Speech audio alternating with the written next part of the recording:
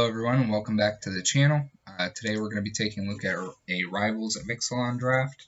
This is the draft that I completed right after the PPTQ, which was my previous video.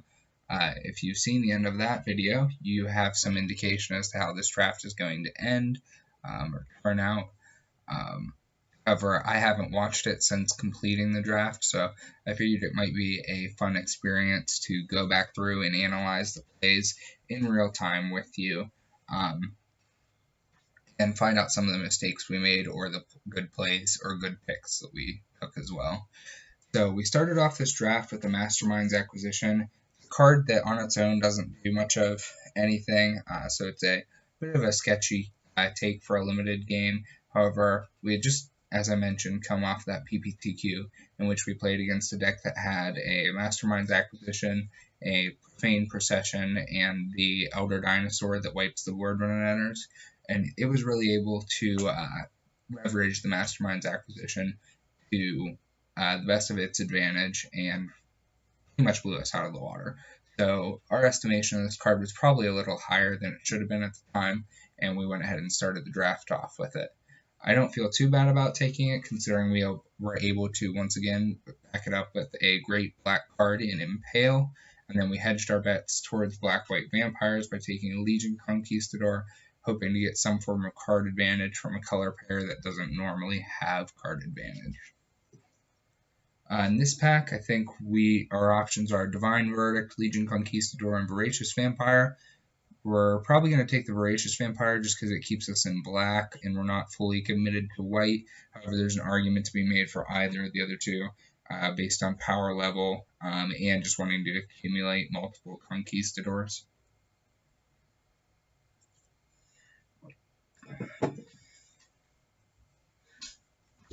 So far, we're doing a reasonable job of removing a number of black cards that we're passing to our left. I haven't been paying too much attention to what we've been passing to our left. Here we pick up the Sky Marcher. It's possible we should have taken the Dusk Charger there just to ensure our color drafters to our left don't end up in black because we aren't fully committed to white at this point.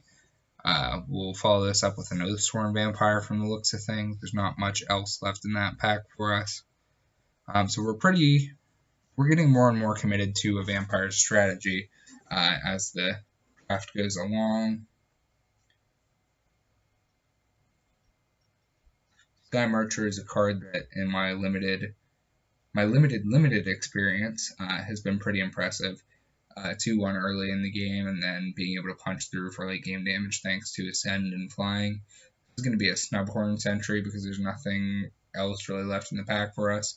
Cover is a better card than Snubhorn Sentry, but it's not really what this deck wants to be doing. We're not looking to grind into the late game so much as we're looking to be aggressive and finish off the game before our opponent gets to their late game. We're just going to prioritize the combat trick in Moment of Triumph over the discard spell. However, the discard spell could be a good sideboard option if it circles back around to us.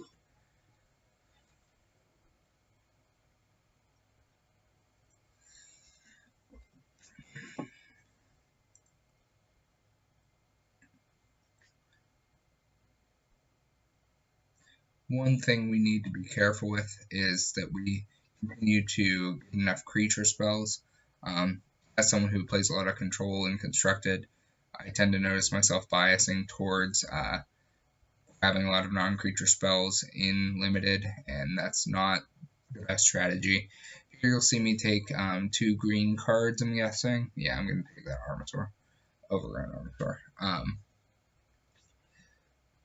This was primarily because black and white seemed to be drying up a little bit, so I wanted to hedge my bets and have a few reasonable picks in another color. And green had been flowing decently past our seed as well. So just a way to hedge our bets. I think we're going to take Naturalize here as well. However, we're pretty committed to black.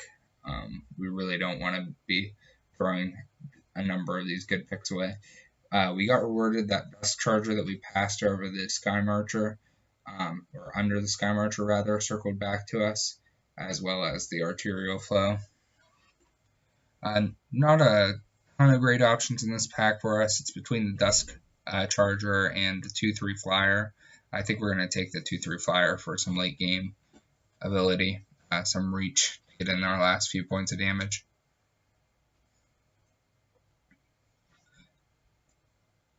We're going to start separating out our non-creature and creature spells to keep ourselves honest.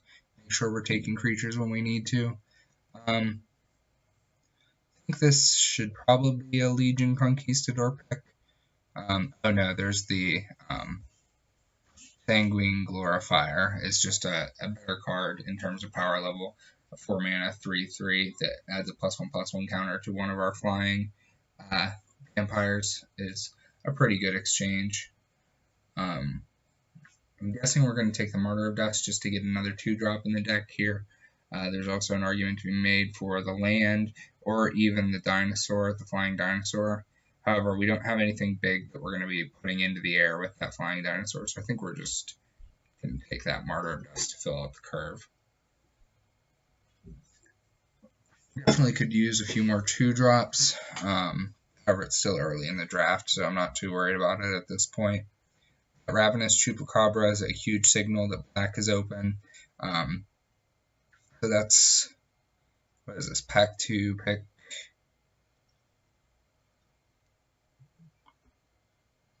14, pick 3, pick 4. I thought it said it somewhere on the screen, but I don't see it. 14-5.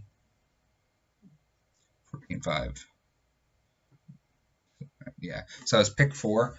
So that indicates that of the players to our left, only one of them, max, is in black. Of the 4 players to our left, only one of them, max, is in black. That's because there's nothing really you want to pick over Ravenous Chupacabra if you're in black, aside from one of the bomb rares. So my assumption is that of the 4 players to our left, only one of them could be in black, and perhaps none of them are. Here we're considering taking this Masterminds acquisition. However, we still don't have any real bombs to go get with it. So I think we're going to default to this. Yeah, we defaulted to the Voracious Vampire.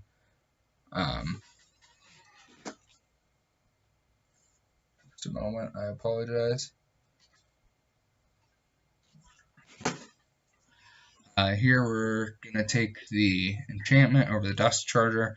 The theory being that we can put that on one of our flyers and get in for some serious damage in the air. However, I think it's probably likely that we were supposed to take the Dust Charger. That said, we know there aren't a lot of black drafters at this table, so there's a possibility the Dust Charger wheels.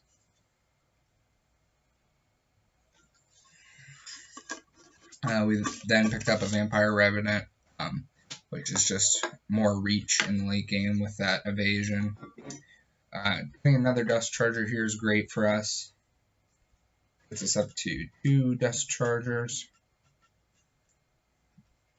And here, I think we're just going to take, okay, apparently we're taking the 1-drop Pirate. I didn't believe that was a spell we took, but I misremembered. Cleansing Ray for the sideboard seems fine.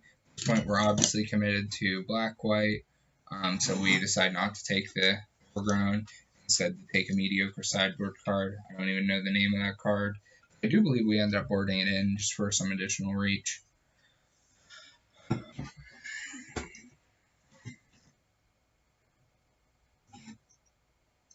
As far as our curve is concerned, we definitely need to get a few more 2-drops. We pass up a 2-drop here for the Masterminds acquisition. Whenever our rare circles back around to us with 3 cards left in the pack, I'm probably just going to take it unless there's something else just absolutely amazing in the pack.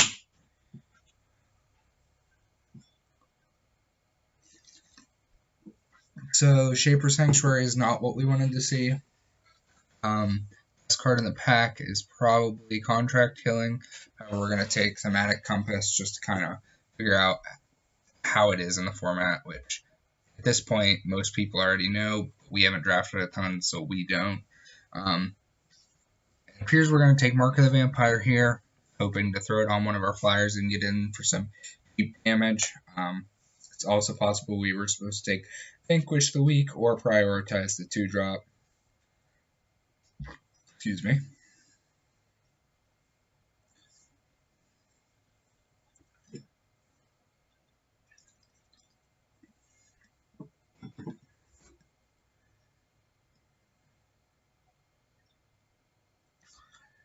At this point, we're getting rid of our Masterminds acquisitions because we don't really have anything worth searching.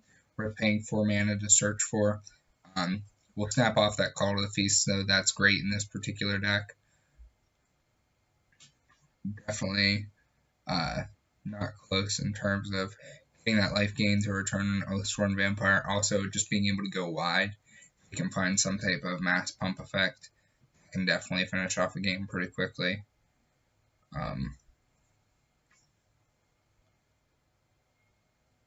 The Skymarch Bloodletter is definitely the pick from this pack.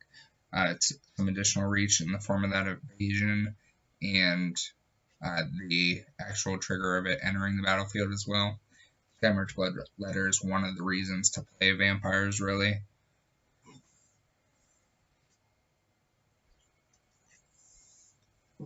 I think this pick's going to be Skullduggery. It could be a third or a second Mark of the Vampire.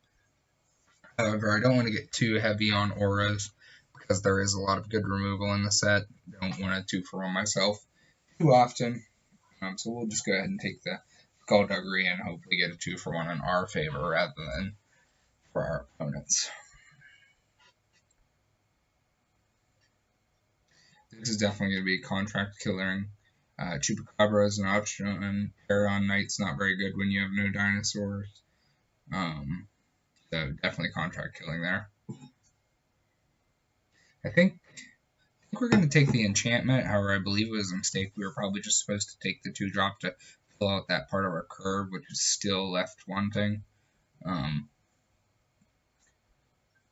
I definitely think that was a mistake there. Should not have taken that enchantment. I don't think we even draw it at any point during any of the games, though, so it doesn't ultimately make a huge difference. More spoilers. Another Skymarch Bloodletter is great for us. The deck's sort of shaping up. We're currently at 24 playables. However, we definitely need to cut a few of those non-creature spells, so got a little ways to go. Another Skymarch Bloodletter is great. So that's 3 Skymarch Bloodletters. Our deck's really shaping up, really getting lucky in this last pack. I think we definitely identified that black was open. White, I'm not quite so sure about. The Seeker's Squire is nice to fill out the 2-drop slot, and that once again that wheeling back to us and because of how open black is.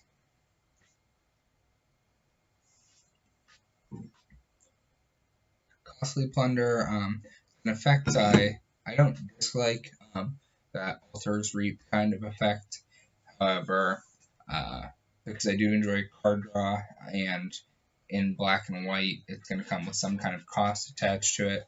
So it's definitely an option. However, I'm not sure that that's what this deck wants to be doing. I definitely think we want to be more aggressive, and that late game card advantage is a little bit less important.